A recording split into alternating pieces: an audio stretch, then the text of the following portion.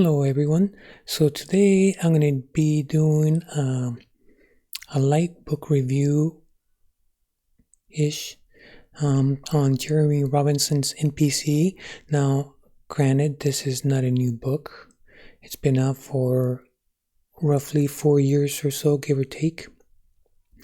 And even though I listened to, because I got the audio version, so as far as the cover, this is the audio version. So if you have the hard copy, the cover might look different. But the reason why I'm doing a book review, and a light one, I guess, because I'm not really going to be, it's not going to be your typical, I suppose. And this is my, anyways, let me move on. So the reason why I'm doing a book review now is because I listened to this book several years ago, and it has encroached into my thoughts. So it's been living rent-free in my mind for some time now. And like I said, even though I've listened to it years back, but the reason why I believe it crept up into my thoughts is because of the plot, the storyline, the characters. So they do say that a good book stays with you long after you're done reading it, or in my case, long after you listen to it. And this is definitely one of them. There's several other books that have done that. So there are several different authors and genres that I listen to, but Blake Crouch is another one of those authors that when I read his stuff, it just stays with me for some time. And granted, it might just be me because of the ideas of the characters, or the setting, or the moral of the story, because it has some psychological components, philosophical components, and this one, NPC, has a third aspect, which, it just kind of met all my criteria for my preference. The theology aspect to it. Now, it's light. So if that's not your forte, don't be, I don't want to misrepresent Jeremy Robinson's book. It's light. As a matter of fact, he leaves a lot of stuff unsaid, which in my opinion, it might be a good thing. Just like poetry, there's a lot that is said, yet without the specific details, and we fill in the details based on our experience, based on our philosophy, based on what's going on currently in our lives, or something that we can relate. So, but I feel like I started to rant there for a little bit. So let me get into it. So let me begin by first saying that this audio version is another one of the other reasons why I liked this audiobook is because it has two major what's the term I want to use? The people that actually read the books, the voice actors, voice performers. So R.C. Bray, who I really like, and Jeffrey Kiefer. I mean, two in the same book. I mean, how can you go wrong, right? If you're a fan of their work. So if you haven't heard of NPC, the book, or maybe you haven't heard of Jeremy Robinson, his more popular titles are Infinite and the follow-up, Infinite 2. And actually, I think there's like 10 follow-ups. So it's supposed to be, or maybe even 10, that somewhat relate. The stories intertwine and they come to his point towards the end. But anyways, you might be familiar with Infinite, or you might have read Infinite. So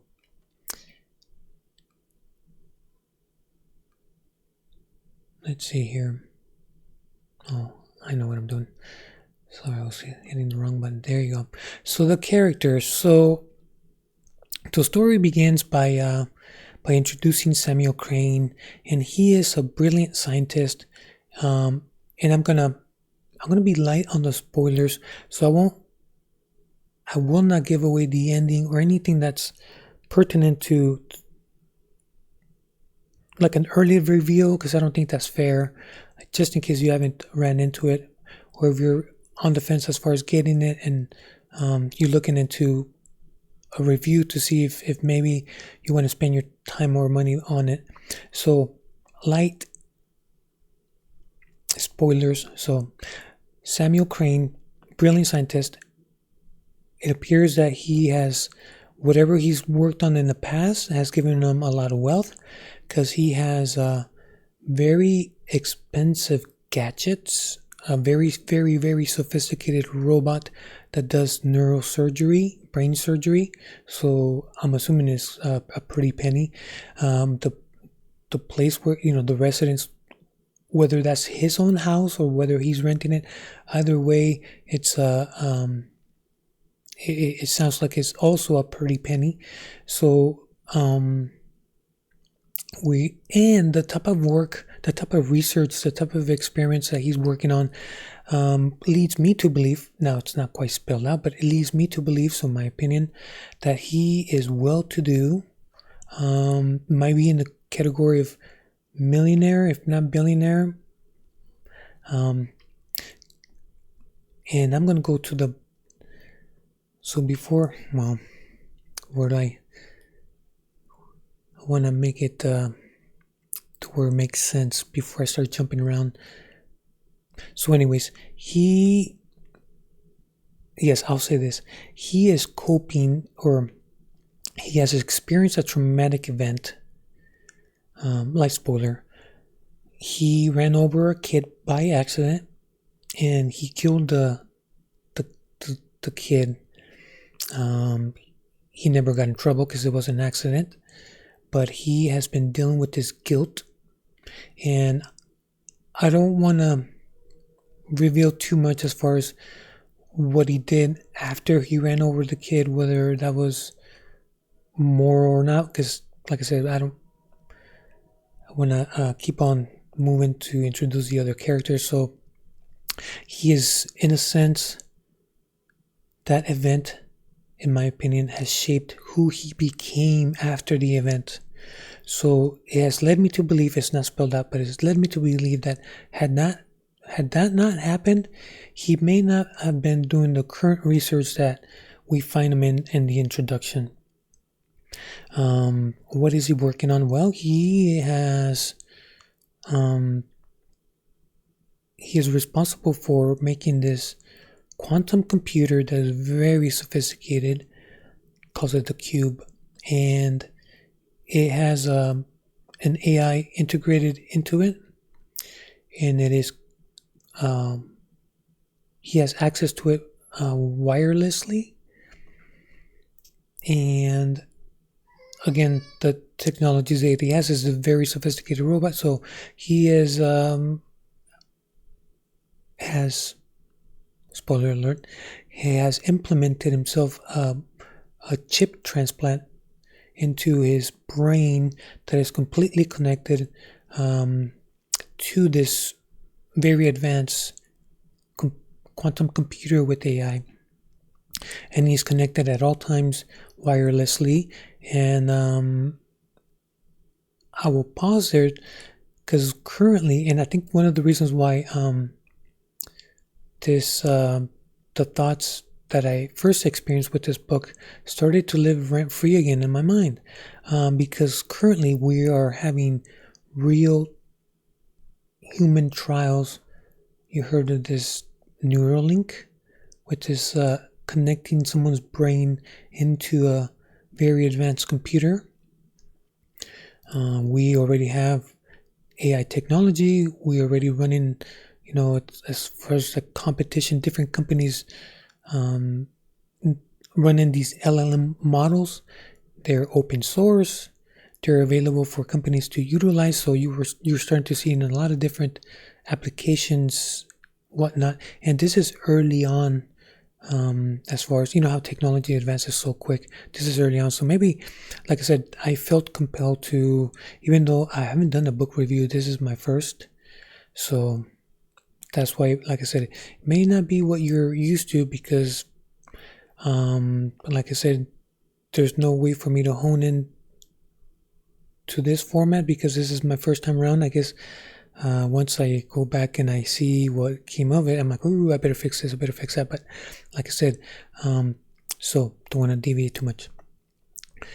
Next character it's Ezekiel, and he has also, I'm led to believe, has experienced PTSD, and he is a former Marine, and he did see combat.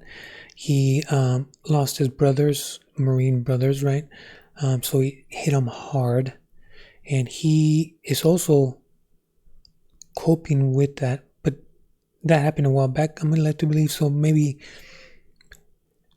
I'm also led to believe that that event, or it's not just one event, but because of the PTSD that he has experienced, or the after effects of that experience, has altered his from then on out, right? So how he copes with that is changing him, just like Samuel, and I think they pronounce it Samuel or something like that, something weird in the audio version, but Samuel. So he's also, like I said, he has changed course because of how he's coping with it, and Ezekiel is also coping with PTSD. So they're both coping PTSD, and we will see that they're gonna meet, and like I said, their current life is different. Even though they're dealing with PTSD, they're dealing with it in a different way. And well, that also is something that we have been experiencing quite a bit this time around. And as a matter of fact, Jonathan Haidt, if you allow me to go into a little side, Jonathan Haidt is a psychology professor who is a book author, and his points of view in psychology it's been getting popular. And as a matter of fact, he was on Joe Rogan. So his popularity has increased, and because it's pretty pertinent to the condition that we're in. His last book is The Anxious Generation. I don't know if you heard of it, but if not, it's well worth the money and the time to check into it. So if you allow me another aside, it's like, I forget the year when this person, so I'm going to quote McLuhan, the medium is the message. We're now in a global village, and we're shaping the tools, and in turn, the tools are shaping us. And we can see how, we have been changed, and we continue to be changed because of the invention of the internet, the invention of the smartphone, and the invention of the app store, right? The applications of software, the Bluetooth technology, the wireless, all this, the satellite internet. So like I said, we're shaping the tools, and in turn the tools are shaping us. So again, not to deviate too much, I think I'll stop there. So that's why I have the quantum computer with the AI as part of the characters, because it does play AI. It does interact with the protagonist and the antagonist and the supporting characters. So in my point of view, it kind of deserves to be a character in itself. Another aside, if you have seen, if you're a fan of the Mission Impossible movies, I know many are not, but high in action, and the last one, Part 7, I know, right? Mission Impossible Part 7 had, the traditional high action, high stunts, but one of those characters was also, in my opinion, was the AI technology in it. All right, so putting the side aside, the other supporting characters, I put Kate as, the other ones, the other four that you see on the screen, as NPC, and this is based on, as we, as the reader, as the way Samuel sees, because part of the story is mainly told by Samuel's point of view and Ezekiel's point of view, Kate's and all that stuff. So, in Samuel seems to think that he is in a simulation. So this world, this reality, is not the ultimate reality. There's a reality behind this reality. He thinks that we're in a simulation, and he has, like I said, whether this is the result of the trauma, the PTSD, that whether that's why he's starting to go into some sort of a delusion. And some people say, wait a minute, that may not be a delusion, right? Some people do think that, I mean, like in the real world, like, I mentioned Joe Rogan, right? Because he's a huge podcaster. He had Jonathan Haidt. That's how I brought him up to the conversation. And some of his guests have mentioned that we might actually be in a simulation.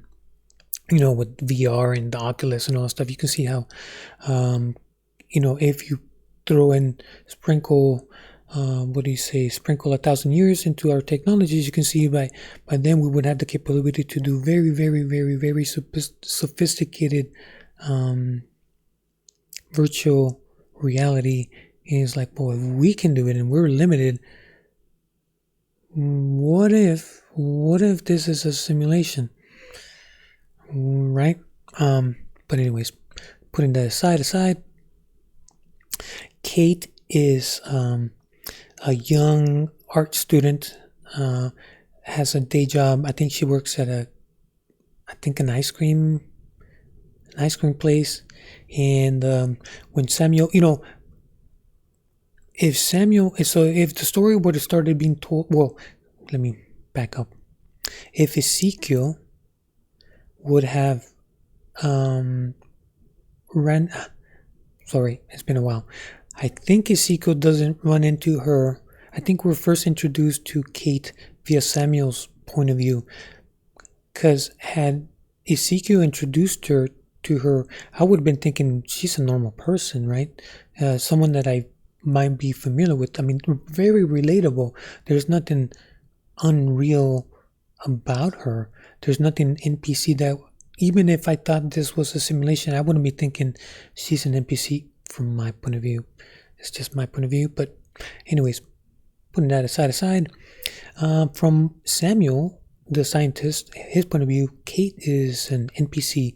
Higher level, mid-level, I think he rates it 1 through 5, right? Because he does seem to think that there are some NPCs that are close to that the amount of coding, dedicated to level 5 NPC is more than the others, and so sometimes Samuel seems to think that if you could be fooled that they might be a real person. So now that I said that, Samuel, he thinks he's in a simulation, but he thinks that he is a real person, and that there are very few real people in the simulation, and Ezekiel is one of those real people. So as far as the story takes place, where we're starting to be introduced to these two characters who play a major role into the story, along with the AI. And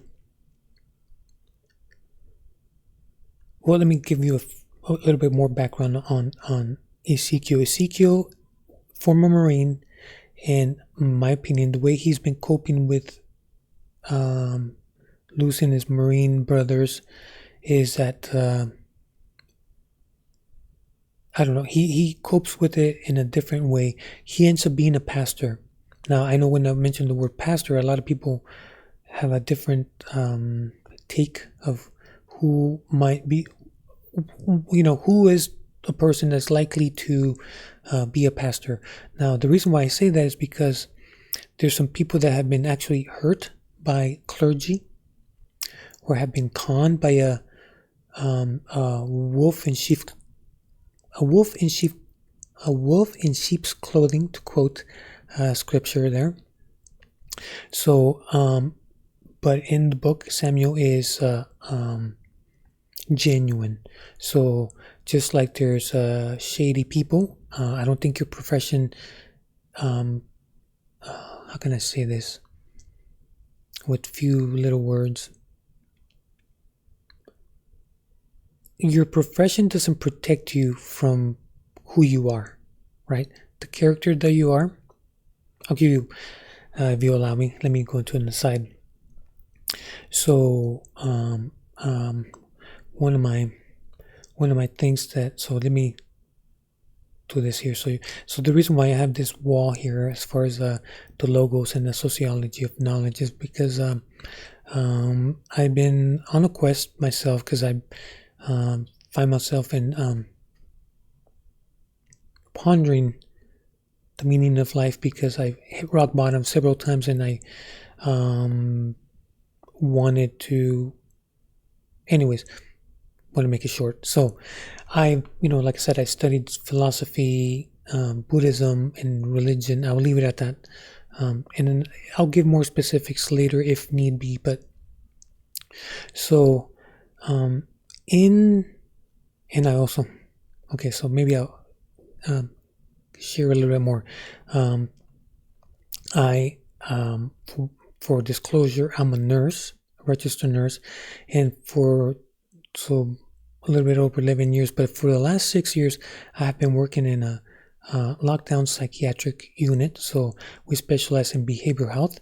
So we see a lot of people, again, trying to cope with the crises that the world will put upon people for many different reasons. So I have been studying textbooks from psychology, abnormal psychology, the personality psychology, the study of the psychopaths, the whole gambit. So we got the philosophy and the psychology all intermixed. So that's why certain science fiction books and fiction books and science fiction books I really gravitate to, because of the ideas. So I guess I'm a sucker for a good idea. So there you are. That's my little just to share more of how I see things. And so I understand that some people might be, I'll give you an example as far as our professions don't protect us from who we are. So we are calibrated a little bit different, if you allow me, for a little bit more of a rant, and then I'll go back to the review. So let's say someone is so if we can chart somewhere, and from 1 to 10, the personality psychology says, we're somewhere, we fluctuate between, and it doesn't necessarily have to be fixed, but somewhere on the oceanic rim. So openness, conscientiousness, all that stuff. So with that in mind, so if someone is, say, now using psychology and philosophy, merging those two, so if someone is somewhat pessimistic, right, whether it's closer to the 1 or closer, right, or closer to the 5, those people are going to see people in different ways, and they're going to act differently based on how much optimism there is, right? On the same token, on the opposite end, too much pessimism, not enough pessimism. So whether they're on the 10 as far as pessimistic, or on the closer to 1, or on the 5, right? We, like equilibrium somewhere, in my opinion, kind of like if you're skeptical as far as what it is that I'm saying, water. We need water to stay alive. Water is not a fancy, it's a need. Yet, if we overdo it on water, it throws up our electrolytes, and we can have a heart attack and die. People have done that. They call that water intoxication. So, and not enough water. Well, we've seen that too, where people go on a hike along, and then they get stuck, and then they run out of water, and that they perish. So, even though water is a need, too much of it, dangerous. Not enough of it, dangerous. You can see where I'm going with this. So, too much pessimism could be problematic for how we navigate this uncertain world. And that has people, right? There's 8 billion of us, and none of us are perfect. I'm not perfect. Nobody's perfect. So you can see how too much of right? Too much water problem, not enough water problem. So you can see you have too much pessimism that can kind of make things a little bit difficult to navigate the waters of what we call life, and too much optimism, believe it or not, will also do the same thing. So that's what I'm saying. You can have two attorneys, and one could be more optimistic, one will be more pessimistic, and you can see, even though they have the same profession, their character will be different. That's what it meant by your profession doesn't protect you from who you are. So again, that's why I'm thinking that how they cope with this traumatic things led these two characters to navigate life differently, and they end up in different aspects. So Ezekiel, back to what I'm supposed to be doing. Sorry about that. Ezekiel, former Marine, becomes a pastor. I guess that's his way of coping. That's a way of trying to, I don't know if you want to call it, because, it's not spelled out, and it's a good thing that the author doesn't spell it out. So we all put in our experience from the books we've read. Is he trying to run away from that or minimize that or trying to make sense of death? Remember, Samuel also, running over the kid, that concept of death is there, and it's like, oh man, he feels guilty and what a bummer, and right. So both of them are trying to grapple with that death component, and they cope a little bit different. And Ezekiel, like I said, is on this quest on proving that we're in a simulation, but where he goes off the rails, spoiler alert, is he starts experimenting on people.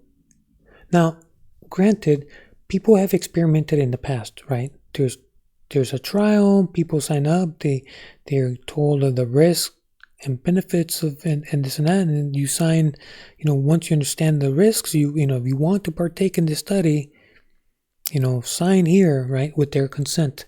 Kind of like the psychology, I think in the 70s they did a prison experiment, they had to close it down. The lines of conformity, the AUSH, AUSH, those experiences, those were all consensual. But like I said, he goes off the rails because he starts to experiment on people without their consent. And you would think that if someone's going to do brain surgery on you and start implanting you with this chip and connect you to an AI that can alter your mind, you at least you would want to ask for their permission, their consent. But Samuel, like I said, because of how he's... Okay, so maybe I should pause here before I say what I'm going to say next. And this is all my opinion. This is conjecture because the author doesn't quite specify if he had this delusion, and I call it a delusion, that he believes that he's in a simulation before the traumatic event, before he killed the kid, right? The author doesn't say it, so I'm just speculating here, or maybe he was partially delusional, but it sounds like he got a lot accomplished.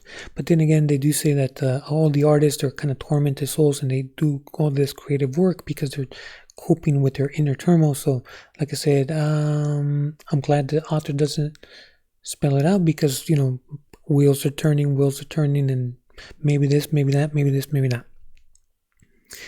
So, yes, Kate gets kidnapped by Samuel against her will, gets this implant put on her, and then he starts saying, it doesn't matter, you're not even real, you're just an NPC, and you're just a filler, and we get a few glimpses of Kate's personality. She's young, usually most young people are rebellious by nature. Heard of the terrible two, so that's when it first starts out. Some mature, some less than others. Some take a little bit longer to mature, in my opinion. Conjecture. I'm just not saying that this is, just my opinion. So, she's young, rebellious. art major. She's free thinking, and she copes by cutting. And Samuel doesn't like that. He's like, "Ooh, no, no, no." So he because remember they're both connected to this AI. He alters her code, and she's no longer able to self-harm. She's no longer able to run away from him. She knows she's kidnapped, but she doesn't care. She also alters her personality, that she talks differently, she behaves differently, but not 100% differently than her personality, just more like a upgrade. Kind of like if you're drowsy, you're like running on 2 hours of sleep, and then you get some caffeine, some coffee, 2-3 cups of coffee. You're still the same, but you're a little bit better, ish, but to the umpth degree, because this is, like I said, changing her code, as in my opinion, right? So that it's another, I guess before I even continue to these other characters, is like, if, and so I will say this, remember I said I'm a nurse. I'm actually on call, and so I'm gonna just start to get as much out, because I might just cut it abruptly if they do call me, and I would have to go. But anyway, so I'm gonna say this before, if just in case I don't get a chance later. So I almost lost my train of thought. Let me see if I can retrieve it. If we're in a simulation, so Samuel says he's going to prove it to people that we're in a simulation, and he's altering, he's connecting people's brain into the supercomputer, and he's changing them. And he is, he's like, once he unlocks the secrets, and I'm quoting, once he unlocks the secrets of the algorithm, he will be able to alter so much more. Because remember, he's already altering Kate. And then the next person in the line is Buddy. He alters Buddy as well, kidnaps him. But so this is the first time we get introduced to the crash dump, because Kate becomes Samuel's helper, because I guess he has to keep her for the experiment, whatever phase 3, 4, 5, whatever. I don't know what phase he's on, but he kills Buddy because he wants to record the crash dump. Now the term crash dump, I was like, what is that? So the author explains it, that is software.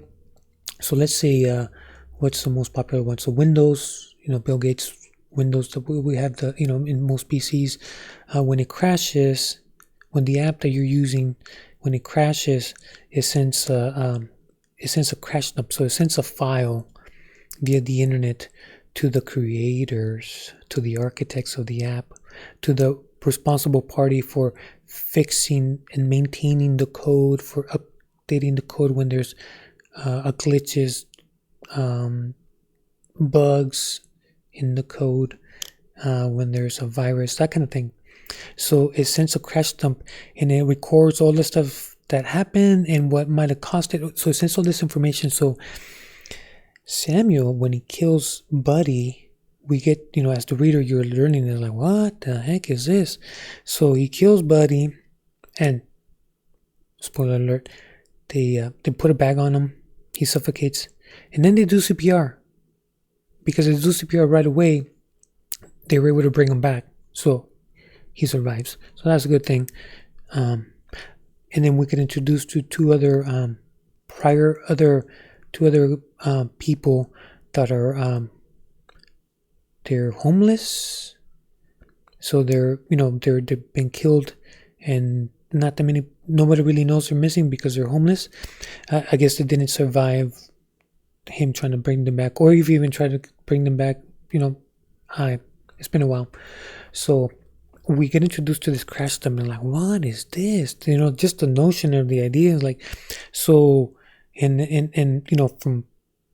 from the aspect of, okay, so before I say this, so Ezekiel becomes a pastor, a genuine pastor. So, he's the one that learns the scripture because he wants to know the scripture, because he wants to serve God, and he wants to serve the community, and genuinely, right? A genuine pastor, because nowadays you don't know what you're gonna get. Is he a real pastor, or is he just a sheep in wolf's clothing? And true, we do have to be careful. Based on the books that I read from professionals, yes, we do have to be careful. So, back to putting that aside,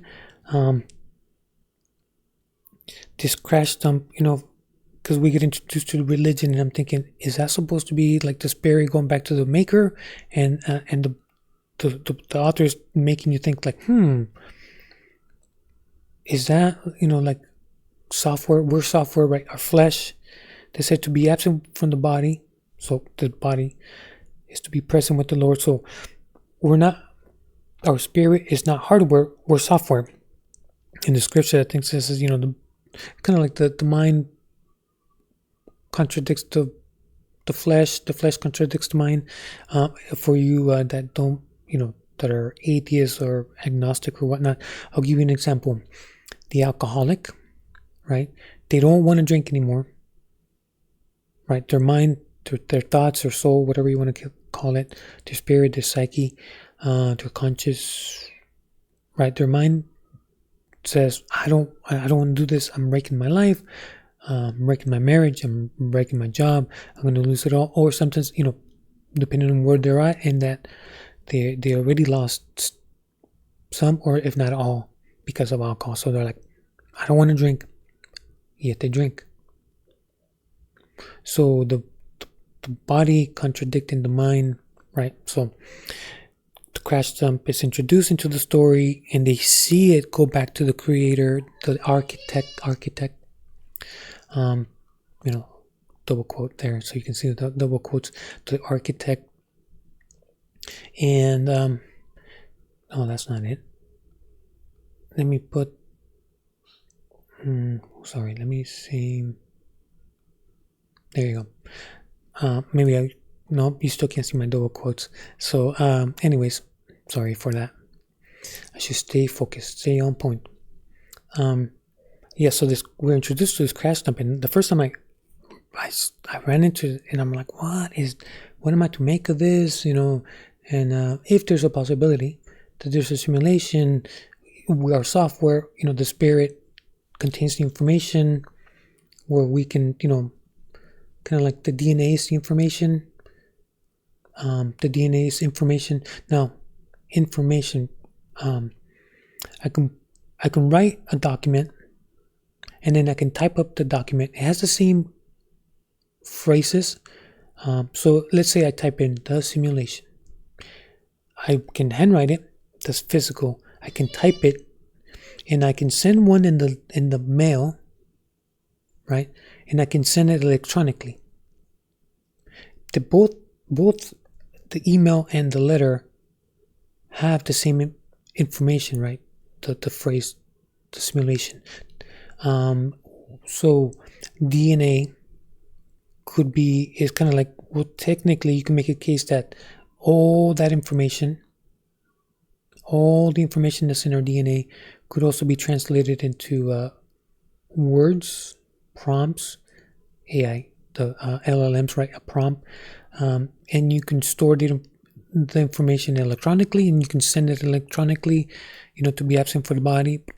We're present with the Lord. So in this story, when Buddy dies, they bring him back, but his soul or his digital information goes to the architect, the creator or the architect.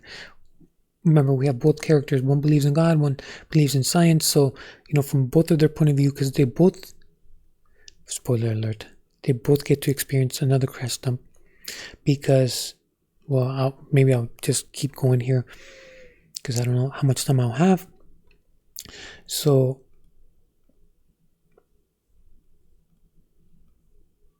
give me 1 second.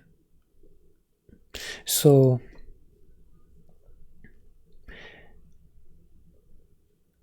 when Samuel, the scientist, meets Ezekiel. He sees them interact in I think it's in a coffee shop or a restaurant, and I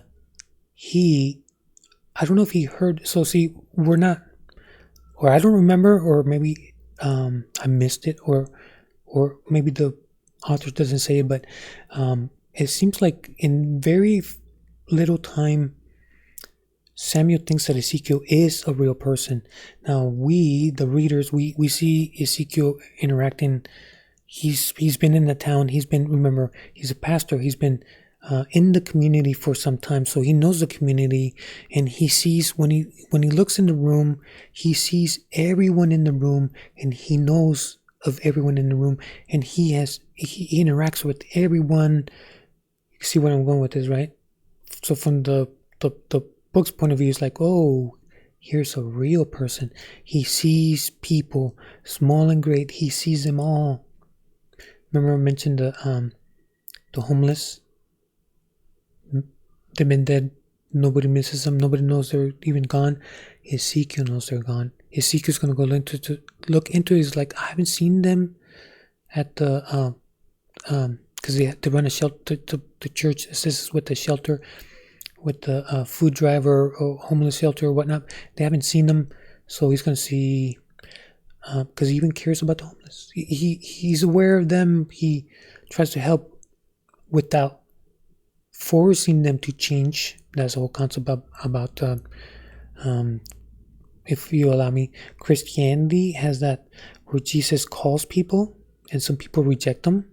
There's a story about the rich young ruler where he approaches Jesus and he says, hey, so, like, basically is like saying, what's the meaning of life, or like, how do I get to heaven?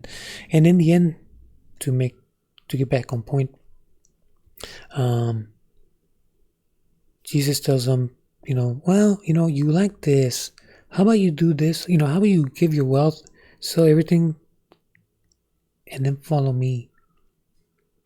So he was put on the spot, and he was asked to make a choice, and the young man walked away.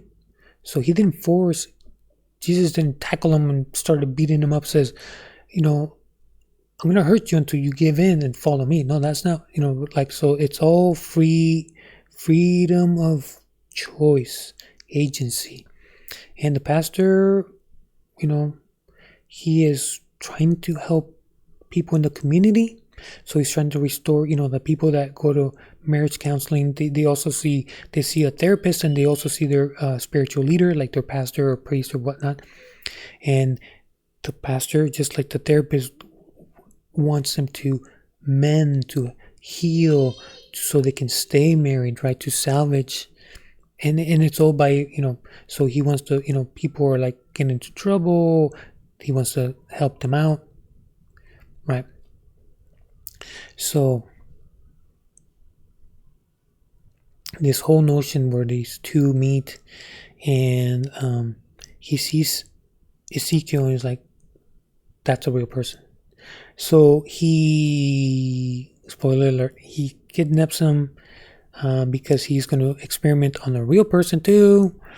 Does do the brain surgery via the robot, and he implants the microchip, and he gets connected to the AI. He doesn't know it at first, so he gives him agency-ish. Because Kate, remember I told you that he started making changes. He started changing her code. Well, he doesn't change Ezekiel's character, doesn't force him to follow me by force. He has choice. But he does connect him to the AI. Now, the AI, it seems, has a mind of his own. And the AI starts, this is conjecture, starts to change their code. And we get introduced to other characters. So Ryan, on the bottom, Ryan is a female detective. Again, all these people, if I would have, like, if you were to meet them in real life, I would think they're real people. There's no doubt in my mind. Even the people that I see going through crisis mode, or there's a term of mental health, mental illness, and I know that's a taboo subject, but even then, in my opinion, those are real people.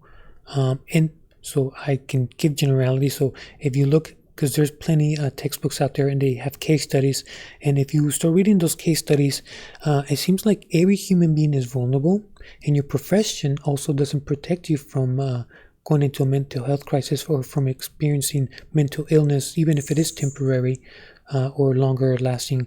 And like I said, if you read the literature on there, you'll see all professions: nurses, doctors, pharmacists, engineers, lawyers, even therapists, psychologists, philosophers, priests. You look at the literature, and like I said, because they're people, right? Your profession is just your profession. Some people seem to think that they are their profession, just like the people that are, they're the people that seem to think that if I dress a certain way, if I buy the right things, right, it's like as if those make the character. Anyways, I feel like I'm deviating, so let me put that aside. So Ryan is a female detective, becomes a good portion of the story in episodes. Olivia is the other NPC that gets taken, kidnapped, gets brain surgery. They kill her, but because she's older, they're not able to bring her back. As a matter of fact, they even get a defibrillator and all that stuff. Now they're trying to bring her back, and at this point, we realize that Ezekiel has been connected to the AI, and he's been influenced by the AI. And so they're doing CPR, they give up. It's like a few minutes, and she comes back. Ezekiel sees her come back. Samuel sees her come back. Kate sees her come back, and I think is Buddy in the picture yet or not? I forget. So, and she comes back, but she doesn't come back as Olivia. She comes back as, they call it a polygon. We also get introduced into a polygon, and Samuel thinks like, oh, God is after me. So it's like the maker, the architect, he's trying to get into the simulation and trying to stop Samuel from what he's doing, because remember, he wants to show the world that we are living in a simulation. So he feels like God wants to stop his plan. And when Olivia comes back, she comes back from the dead, according to the story, according from the perspective of Ezekiel and Samuel, who are now connected to the AI. She comes back, but not as herself. And here's the funny thing. They both see her in a different way, because remember, they have different life experiences and different ways of coping with PTSD and different worldviews. That's why one is helping people and one doesn't care, does experiments, kidnaps them, does all these things without their consent, kills them even because he doesn't think they're people. One wants to help, one doesn't care if he destroys people. You see what I mean? So two in juxtapositions as far as ideas and notions and beliefs, whatever you want to call it. And when Olivia comes back, they're both connected to the AI and they see her differently. And Olivia communicates with Ezekiel using I lost the word, using scripture like a verse to communicate, kind of like a meme, right? I'll give you an example. If you're not familiar with scripture, let's say in psychology they would have, or philosophy, they have like a saying like, don't count your chickens before they hatch. A bird in the hand is worth two in the bush, right?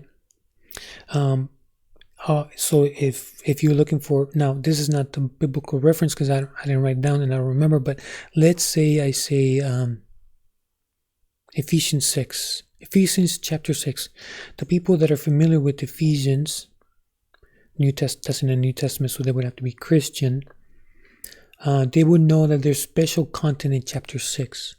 And then if I add a specific verse, then it would be more specific even, right? I'll give you another example. If I say, because some people are very familiar with only one book sometimes. So I'll give you an example. Revelation chapter 20. That right there will trigger a lot of different, you can have hours and hours and hours of conversations with somebody if both people are familiar with Revelation chapter 20. There's a lot that's said, a lot of notions, a lot of ideology and different points of view, and so you can have just a lot of information with just that little phrase, Revelation chapter 20. So, setting that aside to the side, it is interesting to, you're seeing this thing, and I'm like, wow, this is just, this, she comes back from the dead, but she comes back differently. So it's like the body comes back, but the software is different. It's a different entity inside the body. And the story goes on. So the simulation, so the software itself, I think it's also a character. It's part of the story, and because the actual technology changes because it improves, right? Technology keeps improving, and because it's AI, so they're both. So I think Samuel's working on it, right? And I think it might be even working on itself. The AI is working on itself. But I don't want to reveal too many, just in case you were on the fence, if you're wondering if you should choose this book over another, or maybe it's in your queue, but you got other like 20 books in your queue, like, anyways. So, because like I said, I'm going to post it online. So if you run into it, it's because maybe you might be somewhat interested in it. But anyways, I there's so much more I want to say, but I feel like if I do, I'll be spoiling the actual. I'll be spoiling it for people. But so maybe I can go to the sides, opinions on their to do with the story. So, but to not give reveal. So that's a very interesting.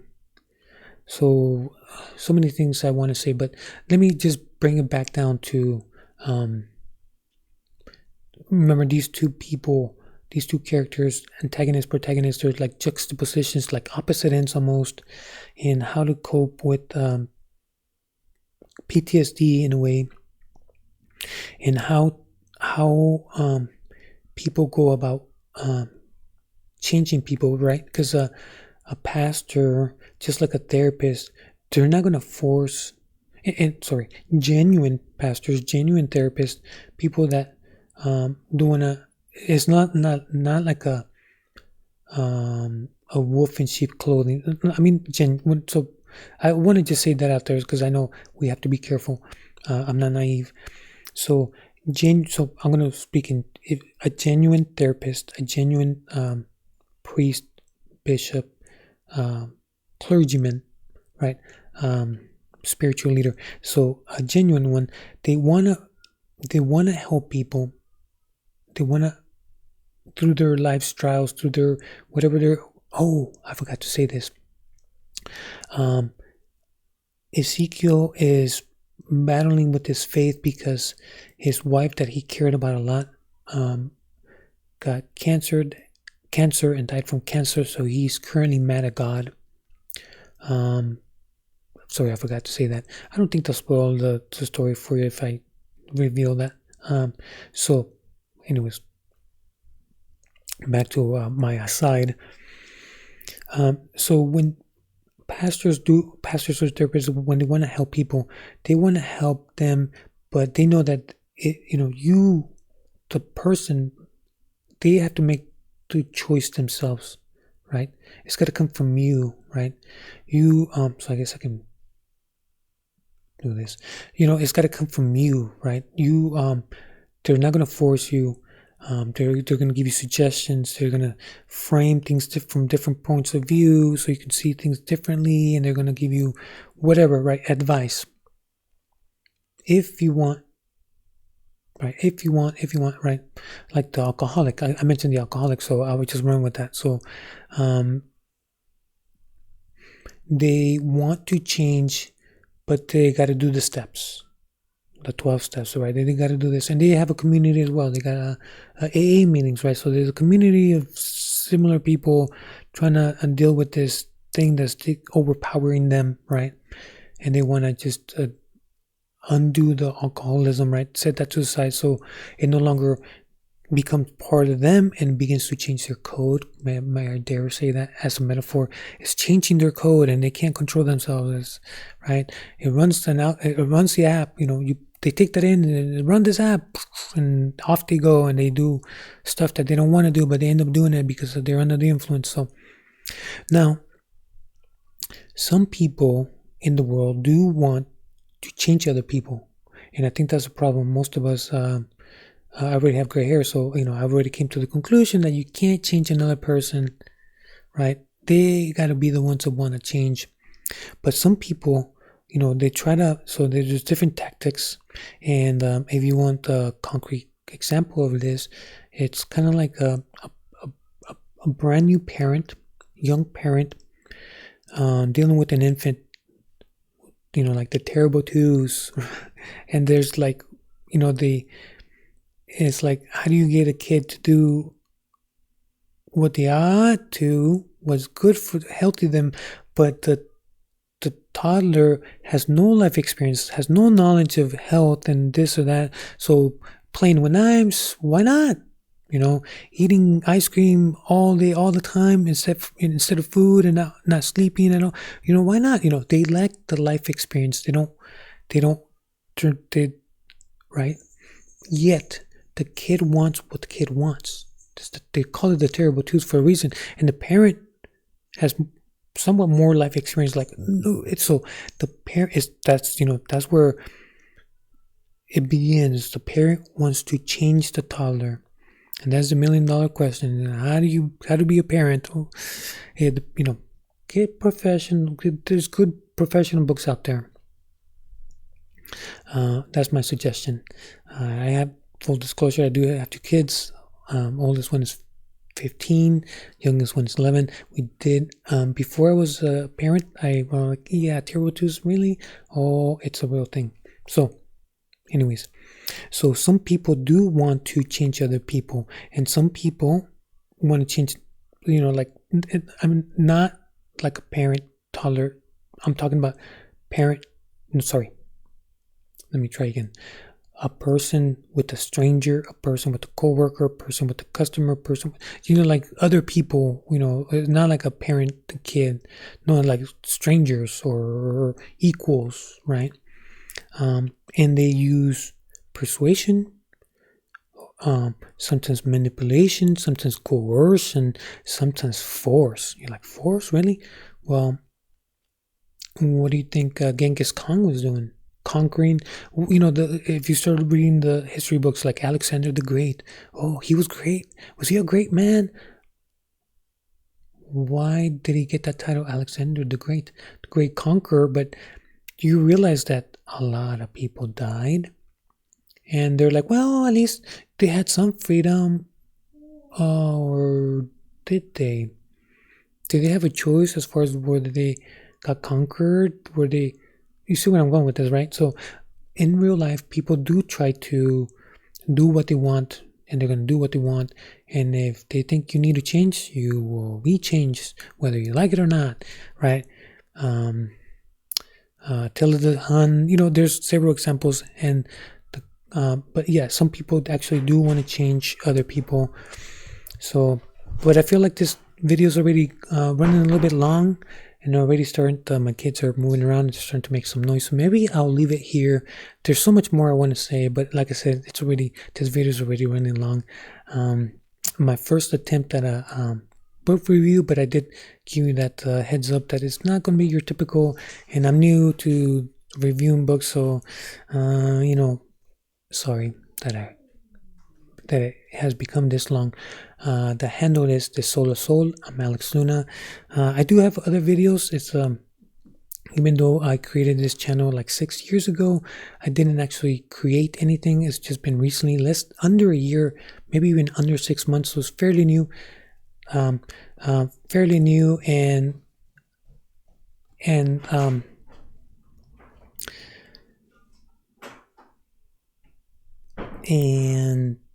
well, anyways, maybe the algorithm will show you this video, maybe it won't.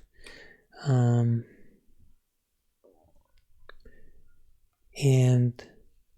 well, like I said, if you're bold enough, give it a like, leave a comment, just so to make the algorithm maybe show it to other people if you think this is worthwhile, or maybe you're like, this guy rambles on too long, not useful information, no thank you, right? But anyways, I think I've gone long enough. I still want to say so much more, but I think I'll leave it here. Yeah. If you're bold, subscribe, leave a comment, share it. All right, till next time.